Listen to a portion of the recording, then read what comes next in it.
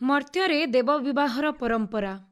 ପ୍ରକୃତି ଓ ପୁରୁଷ ମିଳନର ମହାର୍ଘ୍ୟ ମହୋତ୍ସବ ସମ୍ବଲପୁର ଶୀତଳଷଷ୍ଠୀ ଯାତ୍ରା। ଶିବ ରୁଦ୍ରର ପ୍ରତୀକ, ସତୀ ଶାନ୍ତିର ବାର୍ତ୍ତାବହ। ଦୁହିଁଙ୍କ ମିଳନରେ ପୃଥିବୀ ପୃଷ୍ଠରେ ବିରାଜମାନ କରେ ଶାନ୍ତି, ପ୍ରେମ ଓ ସୌହାର୍ଦ୍ଦ୍ୟ। ରୁଦ୍ର ଓ ଶାନ୍ତିର ମହାମିଳନକୁ ନେଇ ଏହି ଶୀତଳଷଷ୍ଠୀ ଯାତ୍ରା। ଶିବ ପାର୍ବତୀଙ୍କ ବିବାହ ଉତ୍ସବ ସମ୍ପୂର୍ଣ୍ଣ ଲୋକାଚାର ମଧ୍ୟରେ ପାଳନ କରାଯାଏ, ଯେଉଁଠି ଦେବତା ପାଲଟି ଯାଆନ୍ତି ମାନବ ଓ ଦେବୀ ପାଲଟି ଯାଆନ୍ତି ମାନବୀ। ପ୍ରତିବର୍ଷ ଅକ୍ଷୟ ତୃତୀୟା ଦିନ ଥାଳ ଉଠା ସହିତ ଯାତ୍ରାର ଆଦ୍ୟ ପର୍ବ ଆରମ୍ଭ ହୁଏ। ଲୌକିକ ରୀତିନୀତିରେ ଦେବ ବିବାହର ପ୍ରାରମ୍ଭ ବା ନିର୍ବନ୍ଧ ହୋଇଥାଏ। ପତରପେଣ୍ଡି ପରେ ହୁଏ ଦେବ ନିମନ୍ତ୍ରଣ। ଦେବ ନିମନ୍ତ୍ରଣ ପାଇଁ ସବୁବେଳେ ହନୁମାନ ଯାଆନ୍ତି ସହରର ବିଭିନ୍ନ ମନ୍ଦିରକୁ, କିନ୍ତୁ ନନ୍ଦପଡ଼ାର ବାବା ବମ୍ ବରାଡ଼ ବାଲୁଙ୍କେଶ୍ୱରଙ୍କ ଦେବ ନିମନ୍ତ୍ରଣ କରନ୍ତି ପ୍ରଭୁ ନରସିଂହନାଥ। ସମସ୍ତ ଶୈବାଳୟରେ ଲୌକିକ ରୀତିନୀତିରେ ଦେବ ବିବାହ ହେଉଥିବା ବେଳେ କେବଳ ବାଲୁଙ୍କେଶ୍ୱର ବାବାଙ୍କ ବିବାହରେ ସାକ୍ଷୀ ଗୋପୀନାଥ ଉପସ୍ଥିତ ରୁହନ୍ତି। ଷଷ୍ଠୀ ତିଥିରେ ବିବାହ ପରେ ବରବଧୂ ଭବ୍ୟ ଶୋଭାଯାତ୍ରାରେ ନଗର ପରିକ୍ରମାରେ ଯୁଗଳ ଦର୍ଶନ ଦେଇ ତାପରେ ମନ୍ଦିରକୁ ପ୍ରତ୍ୟାବର୍ତ୍ତନ କରନ୍ତି। ହିନ୍ଦୁ ଧର୍ମରେ ଶିବ ପାର୍ବତୀଙ୍କ ବିବାହକୁ ଏକ ସୁଖୀ ଏବଂ ସମର୍ପିତ ବୈବାହିକ ଜୀବନର ସର୍ବୋଚ୍ଚ ଆଦେଶ ଭାବରେ ବିବେଚନା କରାଯାଏ। ଶିବ ପାର୍ବତୀଙ୍କ ବିବାହ ଶିଖାଏ ଯେ ପ୍ରେମ, ତପସ୍ୟା, ଧୈର୍ଯ୍ୟ ଏବଂ ସମର୍ପଣ ମାଧ୍ୟମରେ ଅସମ୍ଭବକୁ କିପରି ସମ୍ଭବ କରାଯାଇପାରିବ। ସେମାନଙ୍କ ବିବାହ ତ୍ୟାଗ ଏବଂ ଗୃହସ୍ଥାୟୀ ଜୀବନ ମଧ୍ୟରେ ସନ୍ତୁଳନ ସ୍ଥାପନ କରିବାର ବାର୍ତ୍ତା ଦିଏ। ସମ୍ବଲପୁରରେ ପ୍ରାୟ 400 ବର୍ଷ ଧରି ଅନୁଷ୍ଠିତ ହୋଇ ଆସୁଥିବା ଏହି ଶୀତଳଷଷ୍ଠୀ ଯାତ୍ରା ଶିବ ପାର୍ବତୀଙ୍କ ପୁରାଣ ବର୍ଣ୍ଣିତ ବୈବାହିକ ଅନୁଷ୍ଠାନ ଭାବରେ ବେଶ ପର୍ଯ୍ୟବସିତ। ଏହି ସମୟରେ ଶସ୍ୟ ଶ୍ୟାମଳା ହୁଏ ଧରଣୀ। ଶୀତଳଷଷ୍ଠୀ ଯାତ୍ରା ଧର୍ମ ଓ ସଂସ୍କୃତିର ପରମ୍ପରାକୁ ବଜାୟ ରଖିବା ସହ ମନୋରଞ୍ଜନର ଏକ ପ୍ରମୁଖ ମାଧ୍ୟମ ପାଲଟେ। ଶୀତଳଷଷ୍ଠୀକୁ ଧର୍ମ, ସଂସ୍କୃତି ଓ ମନୋରଞ୍ଜନର ମହାସଙ୍ଗମ କହିଲେ ଅତ୍ୟୁକ୍ତି ହେବ ନାହିଁ। ପ୍ରତିବର୍ଷ ପ୍ରାୟ 10,000ରୁ ଅଧିକ କଳାକାର ଏହି ଶୋଭାଯାତ୍ରାରେ ଭାଗ ନିଅନ୍ତି। ବିବାହ, ନଗର ପରିକ୍ରମା ଓ ମନ୍ଦିର ପ୍ରବେଶ 3 ଦିନ ଧରି ବିଶାଳ ଶୋଭାଯାତ୍ରା ହୋଇଥାଏ। ଆଧୁନିକତା ଏବେ ପ୍ରବେଶ କରିଥିଲେ ମଧ୍ୟ ନାନା ପ୍ରକାର ଲୁପ୍ତପ୍ରାୟ କଳା ପ୍ରଦର୍ଶନକୁ ଏହି ଯାତ୍ରାରେ ପ୍ରାଧାନ୍ୟ ଦିଆଯାଇଥାଏ। ଭାରତର ବିଭିନ୍ନ କୋଣ ଅନୁକୋଣରୁ ଲୋକନୃତ୍ୟ ଦଳ ଆମନ୍ତ୍ରିତ ହେଉଛନ୍ତି। ସମ୍ବଲପୁର ଶୀତଳଷଷ୍ଠୀ ଏକ ସାଂସ୍କୃତିକ ମହାକୁମ୍ଭର ଅନନ୍ୟ ପରମ୍ପରା ବଜାୟ ରଖିଛି। ପ୍ରତିବର୍ଷ ବାଘ ନାଚ, ପରଭା ନାଚ, ଦଶାବତାର, ଦର୍ପଣ ନାଚ, ସୁଆସାରୀ ନାଚ ଆଦି ଅନେକ ପ୍ରକାରର ପାରମ୍ପରିକ ନୃତ୍ୟଶୈଳୀକୁ ସ୍ଥାନ ଦିଆଯାଏ।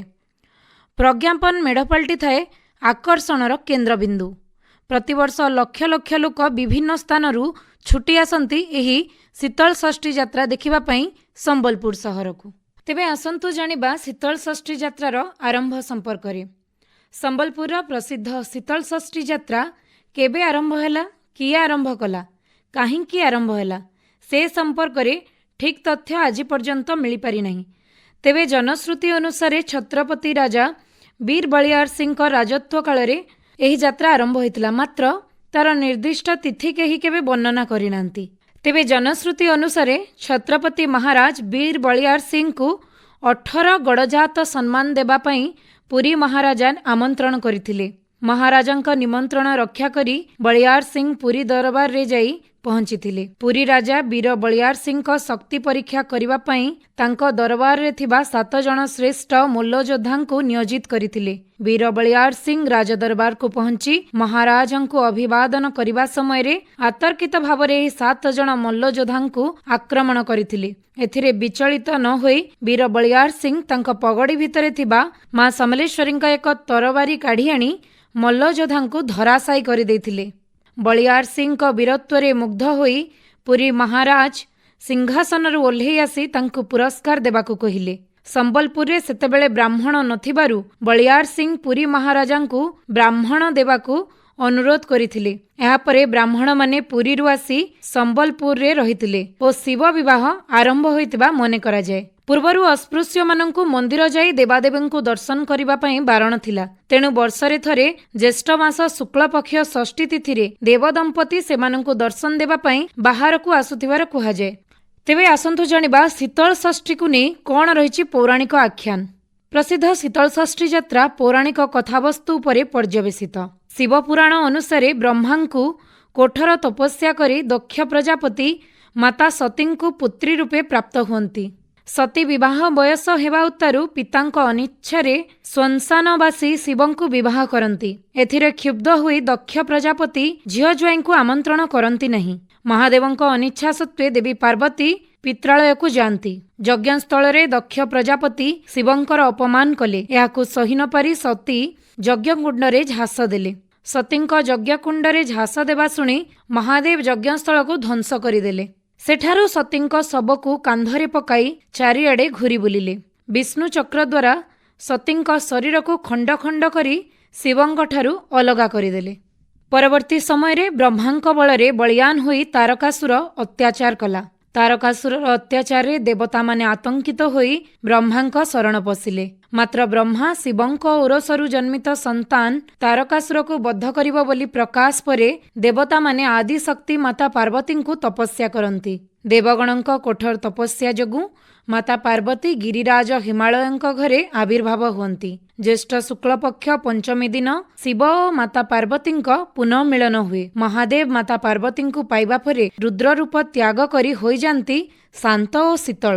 ଦେବଦମ୍ପତିଙ୍କ ଏହି ମହାମିଳନକୁ ଲୋକାଚାରରେ ଶୀତଳ ଷଷ୍ଠୀ ଭାବେ ପାଳନ କରାଯାଏ। ତେବେ ଆସନ୍ତୁ ଜାଣିବା କ'ଣ ରହିଛି ବିଧିବିଧାନ ଓ ପରମ୍ପରା। ଶିବ ରୁଦ୍ର ଓ ପାର୍ବତୀ ଶାନ୍ତିର ବାର୍ତ୍ତା ବହନ କରେ। ଗ୍ରୀଷ୍ମ ଋତୁ ପୃଥିବୀ ପୃଷ୍ଠରୁ ବିଦାୟ ନେଉଥାଏ। ବର୍ଷା ଋତୁର ଆଗମନର ସମୟ। ମହାଦେବ ଶିବ ଓ ସତୀଙ୍କ ବିବାହୋତ୍ସବକୁ ନେଇ ଅନୁଷ୍ଠିତ ହୋଇଥାଏ ଏହି ବିଶ୍ୱ ପ୍ରସିଦ୍ଧ ଶୀତଳ ଷଷ୍ଠୀ ଯାତ୍ରା। ମହାପ୍ରଭୁଙ୍କର ଚନ୍ଦନ ଯାତ୍ରାର ପରିସମାପ୍ତି ପରେ ଶୀତଳ ଷଷ୍ଠୀ ବେଳକୁ ମେଘମେଦୁର ଆକାଶର ଅପରୂପ ସୌନ୍ଦର୍ଯ୍ୟ ବେଶ୍ ଚିତ୍ତାକର୍ଷକ ହେବା ସାଙ୍ଗକୁ ନବବାରି ପରିପ୍ଲୁତ ଧରାପୃଷ୍ଠ ଶୀତଳ ପରିବେଶ ସୃଷ୍ଟି କରେ। ଅପୂର୍ବ ନୈସର୍ଗିକ ପରିବର୍ତ୍ତିତ ପରିସ୍ଥିତିରେ ସମ୍ବଲପୁରବାସୀ ଦେବଦମ୍ପତିକୁ ସାଦର ସଭକ୍ତି ସ୍ୱାଗତ କରିଥାନ୍ତି। ଶୀତଳ ଷଷ୍ଠୀ ପୌରାଣିକ କଥାବସ୍ତୁ ଉପରେ ପର୍ଯ୍ୟବେସିତ, କିନ୍ତୁ ଆମ ଦୈନନ୍ଦିନ ଜୀବନରେ ଯେପରି ବିବାହ କାର୍ଯ୍ୟ ସମ୍ପାଦିତ କରାଯାଏ ଠିକ୍ ସେହିପରି ବୈଦିକ ରୀତିନୀତିରେ ଶିବଙ୍କ ସହିତ ମାତା ସତୀଙ୍କ ବିବାହ ଅନୁଷ୍ଠିତ ହୋଇଥାଏ। ହିନ୍ଦୁ ରୀତିନୀତି ଅନୁସାରେ କନ୍ୟା ଅନ୍ୱେଷଣ, ନିର୍ବନ୍ଧ, ବିବାହ ପାଇଁ ନିମନ୍ତ୍ରଣ ପତ୍ର ବଣ୍ଟନ, ମହା ଆଡ଼ମ୍ବରରେ ବରଯାତ୍ରୀ ଆଗମନ, ବୈଦିକ ରୀତିରେ ବେଦୀରେ ଦେବଦମ୍ପତିଙ୍କ ବିବାହ, କନ୍ୟା ପିତାମାତାଙ୍କ କନ୍ୟାଦାନ ଓ ଯାନି ଯୌତୁକ ସହିତ କନ୍ୟା ବିଦାୟ ଆଦି କାର୍ଯ୍ୟ ସମ୍ପନ୍ନ କରାଯାଏ।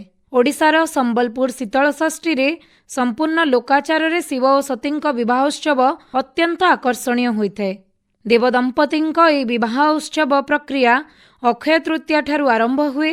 ଅକ୍ଷୟ ତୃତୀୟା ଦିନ ଥାଳ ଉଠିବାରୁ ଯାତ୍ରା ପ୍ରକ୍ରିୟା ଆରମ୍ଭ ହୋଇଥିଲେ ମଧ୍ୟ ଜ୍ୟେଷ୍ଠ ଶୁକ୍ଳପକ୍ଷ ପ୍ରତିପଦା ଦିନ ନନ୍ଦପଡ଼ାର ବାବା ବମ୍ବରଡ଼ ବାଲୁଙ୍କେଶ୍ୱର ବାବାଙ୍କ ପତରପେଣ୍ଡି ନିର୍ବନ୍ଧ ଏବଂ ତା ପରଦିନ ନରସିଂହ ନିଉତା ବା ଦେବାଦେବୀଙ୍କୁ ବିବାହ ପାଇଁ ଅନୁଷ୍ଠିତ ହୋଇଥାଏ ନିମନ୍ତ୍ରଣ କରିବାର କାର୍ଯ୍ୟକ୍ରମ। ଝାଡ଼ୁଆପଡ଼ାର ଲୋକନାଥ ବାବା, ମୁଦିପଡ଼ାର ଜାଗେଶ୍ୱର ବାବା, ବଡ଼ବଜାରର ଶୀତଳେଶ୍ୱର ବାବା ଏବଂ ଠାକୁରପଡ଼ାର ଗୁପ୍ତେଶ୍ୱର ବାବାଙ୍କ ତୃତୀୟ ଦିନ ପତରପେଣ୍ଡି ଏବଂ ଚତୁର୍ଥ ଦିନରେ ଗୁଆଗୁଣ୍ଡା ଅନୁଷ୍ଠିତ ହୋଇଥାଏ। ପଞ୍ଚମୀ ତିଥି ରାତିରେ ଶ୍ମଶାନଚାରୀ ଶିବ ବରବେଶ ହୋଇ ବୃଷଭ ଆହରଣ କରି ଭବ୍ୟ ଶୋଭାଯାତ୍ରାରେ କନ୍ୟାପିତା ଗୃହକୁ ଗମନ କରନ୍ତି। ତାଙ୍କ ବରଯାତ୍ରୀରେ ଶ୍ମଶାନବାସୀ ସାକ୍ଷୀ ଗୋପୀନାଥ, ହନୁମାନ, ନୃସିଂହ ଦେବାଦେବୀ ସାମିଲ ହୋଇଥାନ୍ତି। ଦେବଦମ୍ପତିଙ୍କ ସମ୍ପୂର୍ଣ୍ଣ ଲୋକାଚାରରେ ସମ୍ପନ୍ନ କରାଯାଉଥିବାରୁ ପ୍ରତିବର୍ଷ ଯାତ୍ରା କମିଟି ପକ୍ଷରୁ କନ୍ୟା ପିତାମାତା ଚୟନ କରାଯାଏ। ଯେଉଁମାନେ କନ୍ୟା ପିତାମାତା ଭୂମିକାରେ ଅବତୀର୍ଣ୍ଣ ହୁଅନ୍ତି ସେମାନେ କନ୍ୟା ପାର୍ବତୀଙ୍କୁ ତାଙ୍କ ଘରକୁ ନେଇ ବିବାହ ପରେ ଯାନି ଯୌତୁକ ଦେଇ ବିଦାୟ କରିଥାନ୍ତି। ବୈଦିକ ରୀତିରେ ପଞ୍ଚମୀ ରାତିରେ ବିବାହ ଅନୁଷ୍ଠିତ ହୋଇଥାଏ। ନନ୍ଦପଡ଼ାର ବମ୍ବରଡ଼ ବାଲୁଙ୍କେଶ୍ୱର, ଝାଡ଼ୁଆପଡ଼ାର ଶ୍ରୀ ଲୋକନାଥ ବାବା, ମୁଦିପଡ଼ାର ଶ୍ରୀ ଜାଗେଶ୍ୱର ବାବା, ବଡ଼ବଜାରର ଶ୍ରୀ ଶୀତଳେଶ୍ୱର ବାବା ଓ ବାଲିବନ୍ଧାର ସୋମନାଥ ବାବାଙ୍କ ଶୀତଳ ଷଷ୍ଠୀ ପର୍ବରେ ସ୍ଥାନୀୟ ତଥା ବହିରାଗତ ଲକ୍ଷ ଲକ୍ଷ ଭକ୍ତଙ୍କର ସମାବେଶରେ ସମ୍ବଲପୁର ଜନାରଣ୍ୟ ହୋଇଉଠେ। ଶୀତଳ ଷଷ୍ଠୀ ଯାତ୍ରାର ପତରପେଣ୍ଡିରୁ ଶୀତଳ ଷଷ୍ଠୀର ଶୁଭାରମ୍ଭ ହୋଇ ତତ୍ପରଦିନ ଦେବ ନିମନ୍ତ୍ରଣ, चतुर्थी समस्त मंदिररू देवादेवींक बरजात्रा, परदिन कन्यापितांक गृहरे रात्रि रे विवाह उत्सव एवं ता परदिन मध्याह्न शिव पार्वतींक बाहुड़ा बा बरकन्यांक आडंबरपूर्ण दिव्य शोभायात्रा रे नगर परिक्रमा एवं परे स्वमंदिर प्रत्यावर्तन कार्यक्रम बेस मनमुग्धकर होता है। प्रत्येक सहरर भाग्यशाली विभिन्न दंपति कन्या पितामाता भावरे देवाधिदेवंकु कन्यादान करने सहित माँ पार्वती को झील रूपे पाइबार सौभाग्य अर्जन करिथंती।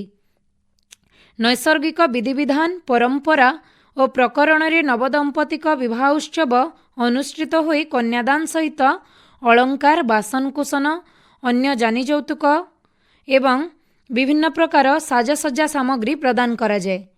बर निमंत्रण और कन्या विदाय दृश्य बेस गंभीरपूर्ण होता है। एबे आसंतु जानिबा शीतल षष्ठी रे होउथबा विभिन्न प्रकारर नीति नियम विषय रे। प्रथम ही थाए थाल उठा। पवित्र अक्षय तृतीया दिन थाल उठा पर्व हुए। पड़ार मुरबी, मंदिर कमिटी कर्मकर्ता एकजुट हुअन्ति। विशेषकरी माँ पार्वती पितामाता चयन करा जाए। चयन होइथिबा पितामातांक द्वारा संकल्प पूजा अनुष्ठित हुए। सेहीपरि महादेवंक पितामाता मध्य सेही दिन चयन हुअन्ति। घर घर बुली सेही दिन ठारू शोभायात्रा पई अर्थ राशि संग्रह करा जाए।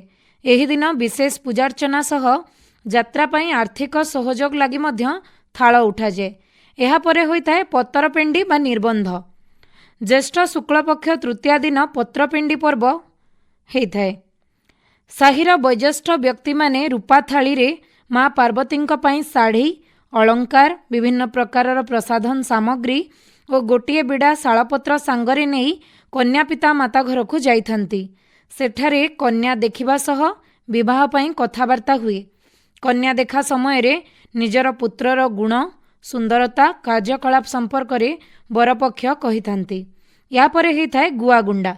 विवाह उत्सव पई ज्येष्ठ शुक्लपक्ष चतुर्थी रे भगवान शिवंक तरफरु निमंत्रण गुआ बंटन हुए।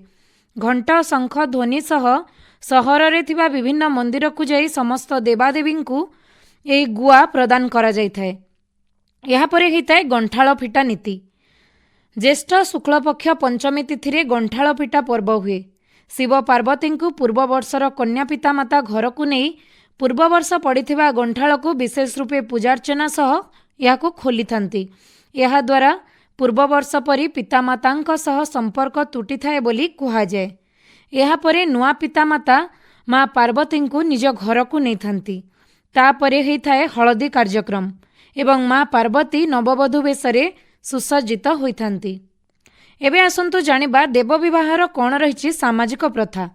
संबलपुर प्रसिद्ध शीतल षष्ठी यात्रा संपूर्ण लोकाचार तथा सामाजिक रीतिनीति अनुसार हेइथाए।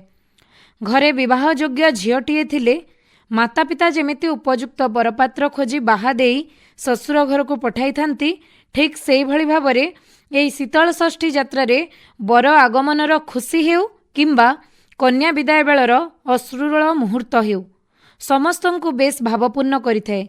सेमिति हेइथाए देवदंपतिक विवाह अनुष्ठित। विवाह पूर्वरु कन्या पितामाता चयन हुअन्ति। कन्या पितामाता शंखरे पानी ढाली कन्यादान करिथांती। बेलपत्र, कुशरज्जु और पत्रमालारे हस्तबंधन होइथाए। विवाह दिन सकाळे तेल हलदी, रुद्राभिषेक, पर्वत्याभिषेक करा जाइथाए। या परे देवादेवी कंकण सूत्र धारण करती। ज्येष्ठ शुक्लपक्ष पंचमी मध्यरात्रि रे 108 दीप आलती हेबा परे भक्तंक कांधरे शिव बरजात्री रे बाहरी थांती। कन्या बासभवन रे भव्य बरजात्री आसी पहुंची थांती। या परे विवाह अनुष्ठित होइथाए। एबे आसंतु जानिबा शिव विवाह रे बरजात्री बा शोभायात्रा किपरि रहिथाए। पंचमी तिथि रे महादेव सुना अलंकार रे सज्जित होई बरवेशरे बाहरी थांती। बरजात्री शोभायात्रा रे लोकनृत्य, लोकवाद्य, लोकगीत सह अत्याधुनिक डीजे नृत्यर गीतरे समग्र अंचल दुलकी उठी थाए। एथिसह अत्याधुनिक झिलमिल रंगीन आलोकमाଳରେ झलसी उठे पूरा संबलपुर सहर। केउठी दुलदुली बाजा लोकंक मनमोही निए तो आउ केउठी जोड़ी शंख समग्र परिवेश को आध्यात्मिकमय करिदिए। शिव पार्वतींक विवाह रे देवी देवता भूत पिचास नर किन्नर ସମସ୍ତେ ଯୋଗଦାନ ଦେଇଥାନ୍ତି।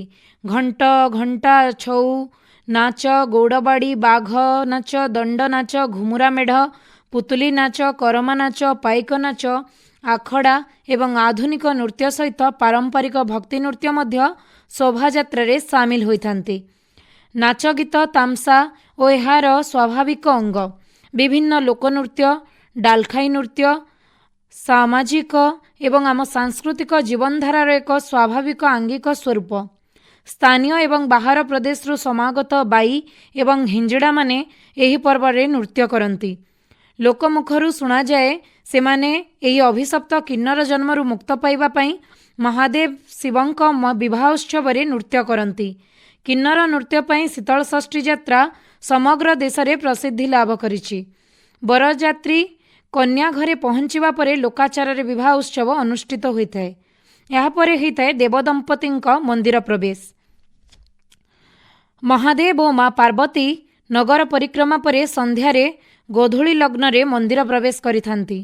ଚଳିତ ବର୍ଷ ପ୍ରବଳ ଖରା ହୋଇଥିଲେ ମଧ୍ୟ ଭକ୍ତଙ୍କୁ ଅଟକାଇ ପାରିନଥିଲା ଏଇ ଯେଉଁ ମହାର୍ଘ୍ୟ ମୁହୂର୍ତ୍ତର ବେଳ।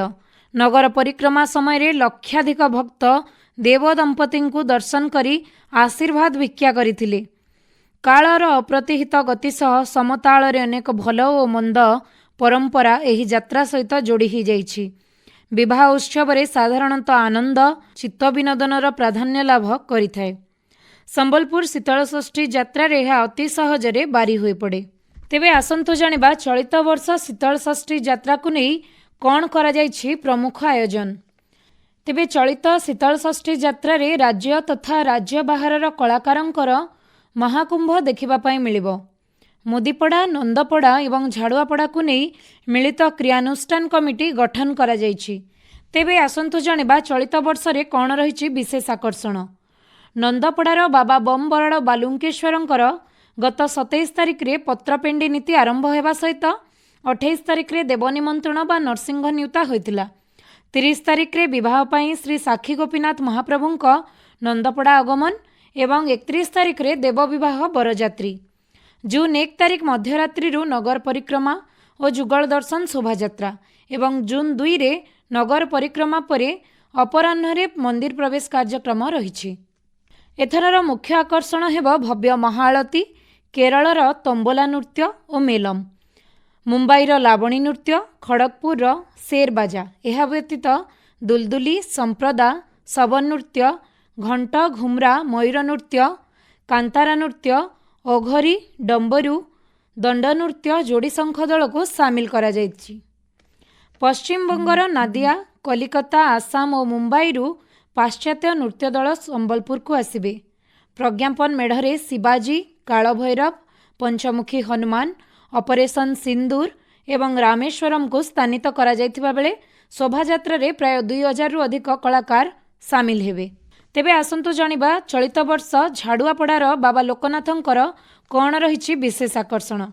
ଏଠାରେ ମଧ୍ୟ ଦୁଲଦୁଲି, ସମ୍ପ୍ରଦା, ଆଦିବାସୀ ନୃତ୍ୟ, କୋବରା ନୃତ୍ୟ, ପଞ୍ଜାବୀ ଢୋଲ, ବାଘ ଓ ମୁଖା ନୃତ୍ୟ, ଦୁର୍ଗା ଓ ଜଗନ୍ନାଥ ମେଢ଼ ନୃତ୍ୟ, କରମା ନୃତ୍ୟ, ଧମାଲ ବେଣ୍ଡ, ଘଣ୍ଟ, ପାଇକ ଆଖଡ଼ା, ଶଙ୍ଖ, ହନୁମାନ ଓ ମୋଟୁପତଲୁ କାର୍ଟୁନ ନୃତ୍ୟ ସାମିଲ ହେବେ। ସେହିଭଳି ରଥରେ ଜଗନ୍ନାଥ ଭକ୍ତି ନୃତ୍ୟ ଦଳ, କଲିକତା ନୃତ୍ୟ, ରାଧାକୃଷ୍ଣ ନୃତ୍ୟ, ଆସାମ ନୃତ୍ୟ ରହିବେ। ପ୍ରଜ୍ଞାପନ ମେଢ଼ରେ ରାଫେଲ ଲଢ଼ୁଆ ବିମାନ, ରେବିଟ୍ କାର୍ଟୁନ, ଆଲେନ ମନଷ୍ଟର କାର୍ଟୁନ, ଅଗ୍ନି, ବ୍ରହ୍ମୋସ ଓ S-400 ମିସାଇଲ ଲଞ୍ଚର ଓ ଓଘରୀ ମେଢ଼ ସାମିଲ ହୋଇଥିବେ। ପ୍ରାୟ 3000ରୁ ଅଧିକ କଳାକାର ଚଳିତ ବର୍ଷ ଝାଡ଼ୁଆପଡ଼ା ଶୀତଳଷଷ୍ଠୀ ଯାତ୍ରାରେ ଯୋଗଦାନ ଦେବେ। ତେବେ ମୁଦିପଡ଼ାର ଶ୍ରୀ ଶ୍ରୀ ଜାଗେଶ୍ୱର ବାବାଙ୍କ ଶୀତଳଷଷ୍ଠୀ ବା ଦେବ ବିବାହ ଆସନ୍ତା 29 ତାରିଖରେ ଆରମ୍ଭ ହେବ ଏବଂ ଚଳିତ ବର୍ଷ ମୁଦିପଡ଼ା ଶୀତଳଷଷ୍ଠୀ ଯାତ୍ରାର ବିଶେଷ ଆକର୍ଷଣ ରହିଛି ଘଣ୍ଟ, ଦୁଲଦୁଲି, ମୟୂର ନୃତ୍ୟ, ସୃଜନୀ ନୃତ୍ୟ, ଦୁର୍ଗା ନୃତ୍ୟ ଓ ଆଦିବାସୀ ନୃତ୍ୟ, କାଲସି ନୃତ୍ୟ, ମାଛ ଓ ଗରିଲା ନୃତ୍ୟ, ଯୋଡ଼ି ଶଙ୍ଖ ନୃତ୍ୟ, ଝାମଜି ନୃତ୍ୟ, ଗୌଡ଼ବାଡ଼ି ନୃତ୍ୟ ରହିବେ। ସେହିପରି ମୁମ୍ବାଇର ଲାବଣୀ ନୃତ୍ୟ, ସମ୍ବଲପୁରୀ ନୃତ୍ୟ, କଲିକତାର ଆଲବମ୍ ନୃତ୍ୟ, ଭୁବନେଶ୍ୱର, ପୁନେ ଏବଂ ନାଗପୁରର ଆଲବମ୍ ନୃତ୍ୟ ରଥରେ ରହିବେ। ପ୍ରଜ୍ଞାପନ ମେଢ଼ରେ ବ୍ରହ୍ମୋସ ମିସାଇଲ, ନରସିଂହ ଅବତାର ଓ ଗରୁଡ଼ ମେଢ଼ ସାମିଲ ହେବେ। ଚଳିତ ବର୍ଷ मोदीपड़ा शीतल षष्ठी यात्रा कमिटी रे प्राय 3000 रु अधिक कलाकार सामिल हेबे बोली कुहाଯାଇଛି। तेबे आगरू होउथबा शीतल षष्ठी और वर्तमान रो शीतल षष्ठी यात्रा रे अनेक परिवर्तन घटिछि। आध्यात्मिक वातावरण आधुनिकता देखिबा पई मिलुछि। भारत स्वाधीन हेबा पूर्वरु संबलपुर रे आयोजित होइथबा शीतल षष्ठी यात्रार जेउ वातावरण सृष्टि हेतिला वर्तमान समय रे यात्रा को तुलना कले अनेक तफात देखिबा पई मिलुछि। पूर्वरु धर्मीय भावना और आध्यात्मिक वातावरण मध्यरे शिव विवाह और शीतल षष्ठी यात्रा हेउथुला, किंतु एबे समयर परिवर्तन अनुसार सबुकिछि बदलिछि। आध्यात्मिक वातावरणरू आधुनिकतार चाहिदा बढ़िछि।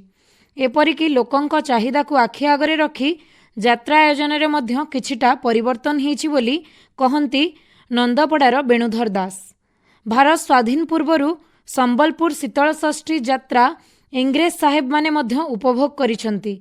नंदपड़ा और झाड़ुआपड़ार शिव विवाह सांगकु शीतल षष्ठी यात्रा को इंग्रेज साहेब माने उपभोग करिबा सह यात्रा आयोजन कमिटी और साधारण जनता को उत्साहित करुथिले। स्वल्प अर्थराशि रे संबलपुर रे शीतल षष्ठी यात्रा आरंभ होइतिला। सेही समय रे यात्रा निराडंबर होइथिले हें संपूर्ण आध्यात्मिक वातावरण सृष्टि करुथिला। यात्रा रे सामिल हेउथबा कलाकारंक ठारू आरंभ करी यात्रा आयोजन कमिटी और साधारण जनता श्रद्धा, भक्ति, विश्वास और धार्मीय भावना मध्यरे रही देवाधिदेव महादेव और जगत जननी माता पार्वती दर्शन लाभ करने सह आशीर्वाद भिक्षा मागुतिले। मात्र एबे यात्रा को आधुनिकता कराजिबा सह मनोरंजन उद्देश्य रे आयोजन करा जायछि। अतीत वर्ष रे कलाकार माने शास्त्रीय संगीत सांगकु भक्ति आधारित संगीत गान करुथिले। एपरिकी कलाकार मानंकु फूल और बेलपत्र दे निमंत्रण करा जाउथुला। किछि कलाकार बिना पाउणा रे मध्य यात्रा रे सामिल होउतिले। से जहाँ भी हेउ उत्कलीय जनता साधारणतः धर्मप्राण। प्राचीन कालरू एठी शिव और शक्ति उपासनार एक परंपरा रही आसीछि। एठी ऋतुचक्रर विवर्तन क्रमे नाना पर्वपर्वाणीर आयोजन होइताए। ठीक ग्रीष्मर प्रचंड रौद्रतापरे हाहाकार करुथबा जनसाधारणଙ୍କ मनरे टिके आनंद उल्लास भी देवा हेउछि ए यात्रार उद्देश्य। एही पश्चिम ओडिशार अनेक स्थान रे पालित हेउतले हैं संबलपुर शीतल षष्ठी यात्रा बेस नियारा।